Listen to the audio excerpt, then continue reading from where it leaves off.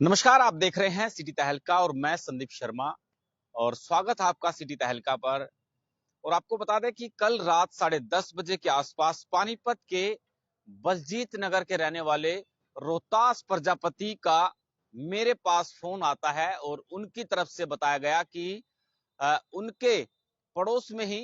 एक किराएदार के द्वारा कमरा किराए पर लिया गया था और कई दिनों से वो किराएदार नहीं दिख रहा। पता नहीं, लोगों ने सोचा कि हो सकता है कि दिवाली का त्योहार आसपास है और कहीं अपने घर ना चला गया हो। लेकिन कल रात 10:30 बजे के आसपास अचानक से जो कमरे के आसपास से बदबू महसूस होने लगती है। बदबू की जो स्मेल है वो धीरे धीरे कमरे के आसपास के जो तमाम सैकड़ों घर है वहां तक फैल जाती है और वहां के रहने वाले तमाम लोगों को सांस तक लेने में दिक्कत हो जाती है और लगातार इस बदबू की वजह से परेशान हो जाते हैं। और जब आसपास के कॉलोनी के लोग हैं, जो बासिंदे हैं, जब उस कमरे के नजदीक जैसे जैसे कमरे की तरफ बढ़ते हैं तो उनको जितनी वो कमरे के नजदीक जाते हैं उतनी ही स्मेल उनको और ज्यादा महसूस होती है कि भाई हाँ, ज्यादा स्मेल आ रही है, ज्यादा बदबू महसूस उन्होंने की। तो वहां पर जब उनसे खड़ा भी नहीं हुआ गया तो उन्होंने डायल 112 पर पुलिस को सूचना दी और डायल 112 की सूचना पर डायल 112 की पुलिस जो है मौके पर टीम पहुंची और वहां से उन्होंने भी खुद महसूस किया कि हाँ, वाकई बदबू आ रही है और शायद कुछ ना कुछ अनहोनी ना हुई हो। यानी वारदात की जो एक तरफ तो बदबू आ रही थी लेकिन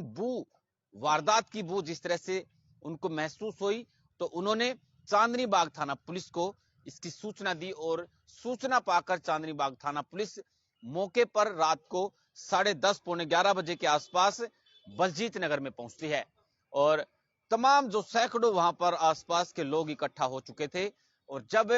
क्योंकि सबसे बड़ी जो बात ये थी कि बाहर से जो कमरा था, जिस कमरे के अंदर से स्मेल महसूस हो रही थी, उसके बाहर ताला लगा हुआ था और पुलिस आती है, उनको ताला लगा हुआ दिखाई देता है। तो जब ताला पुलिस के द्वारा उस कमरे का तोड़ा जाता है तो जैसे ही कमरा के दरवाजा खोला गया तो उनके तमाम पुलिस और तमाम स्थानीय लोगों के पैरों तले से जमीन खिसक गई। जी हाँ, क्योंकि जिस किराएदार का वो जिक्र कर रहे थे, जिस किराएदार को वो समझ रहे थे कि कहीं अपने घर ना चला गया हो, और 3-4 दिन से बताया जा रहा है कि वो दिखाई नहीं दे रहा था। 11 या 10 तारीख के आसपास की बताई जा रहा है कि जिस दिन वो जिस महिला का वो मकान था, जिन्होंने कमरा किराए पर दिया था, उनको दिन में मिलता है तो उन्होंने उस किराएदार को यह बताया कि भाई पानी आया हुआ है, आप पानी भर लीजिए, फिर नहीं आएगा, यानी 1 आध घंटा पानी आता होगा। तो उसके बाद में महिला ने भी 3-4 दिन उस व्यक्ति को नहीं देखा और जब अंदर जाकर देखा, यानी लोगों ने समझा कि भाई पता नहीं कहीं गया होगा, पर अंदर उसी वक्त जो व्यक्ति की गड़ी सड़ी जो हालत में लाश मिलती है,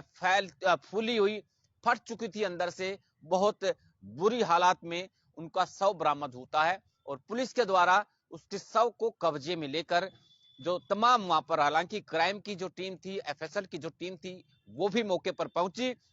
और उन्होंने शव को कब्जे में लेकर तमाम साक्ष्य वहां से जुटाए और पानीपत के सिविल अस्पताल में पंचनामा भरवाकर उसकी डेड बॉडी को रखवा दिया गया। लेकिन यह भी बताया जा रहा है कि मृतक जो किराएदार था वो उत्तर प्रदेश के मेरठ का बताया जा रहा है कि वो मेरठ का रहने वाला था, राजमिस्त्री था। और मकान मालिकिन की तरफ से बताया गया है कि कई बार राजमिस्त्री के पास में, क्योंकि ठेकेदार है, आपस में एक दूसरे के ठेके में काम बढ़ाते होंगे, तो कई बार रात के या शाम के वक्त उसके साथ में काम करने वाले राजमिस्त्री और भी कमरे पर आते थे, अंदर ही वो कमरे के अंदर शराब पीते थे और उसके बाद में हालांकि कभी कहा सुनी और कोई कभी झगड़ा उन्होंने महसूस नहीं किया। तो तमाम पहलुओं पर फिलहाल इस मामले में पुलिस के द्वारा जांच की जा रही है और लोगों को यह भी इस मामले में कुछ संदिग्ध, क्योंकि मौत है, उनको हत्या की आशंका है और परिजनों के बयान हालांकि पुलिस के द्वारा ले लिए गए हैं। परिजनों के बयान और तमाम साक्ष्य जुटाकर चांदनी बाग थाना पुलिस तमाम साक्ष्यों पर फिलहाल गहनता से जांच कर रही है और वाकई हालांकि क्योंकि संदिग्ध तो है और मर्डर इसलिए इसको कहा। वीडियो को शेयर करें और अपने कमेंट बॉक्स में जरूर इस चीज का जिक्र करें कि जो हमने ये अभी वाकया बताया है ये बीती रात का है बलजीत नगर का। आप इस मामले में क्या समझते हैं, कमेंट बॉक्स में जरूर अपनी राय दें। नमस्कार। किसने कितना काम किया, किसने किया विकास, क्या है गांव के मौजूदा हालात। ग्रामीण किसे देंगे अपना वोट, नाम पर या काम पर? पूछेंगे हम, बताएंगे आप। ये खास कार्यक्रम पंचायती सरकार।